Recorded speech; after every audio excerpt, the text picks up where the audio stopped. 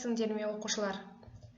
Бүгінгі сабағымыздың тақырыбы Мұхтар Әуезов Абай жолы қайтқанда тарауынан үзінді. Сабағымыздың мақсаты оқылым дағдысы. Мәтіннен деректі, дерексіз есімдерді табамыз. Сұрақтарға жауап береміз. Ақпараттың дұрыс-бұрыстығын анықтаймыз.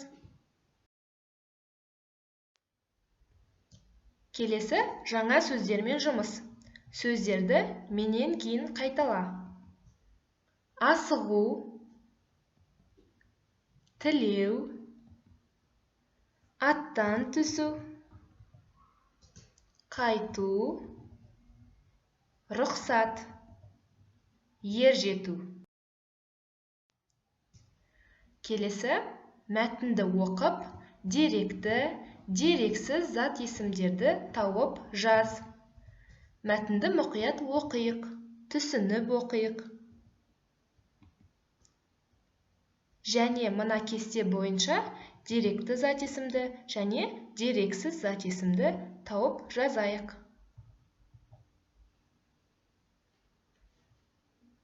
Келесі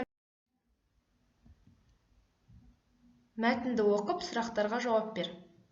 Жаңағы оқыған мәтінімізді қайталап оқып, сұрақтарға жауап берейік. Бірінші сұрақ.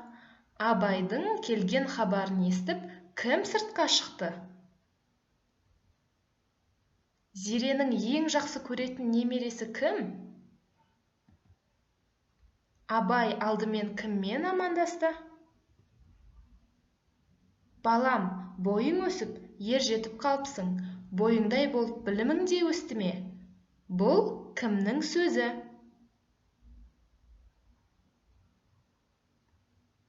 Телғара кімнің аты?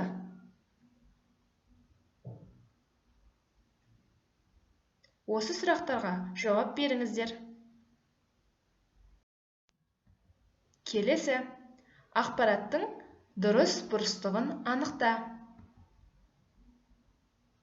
Төменде 5 сөйлем берілген. Дұрыс немесе бұрыс деп белгіле.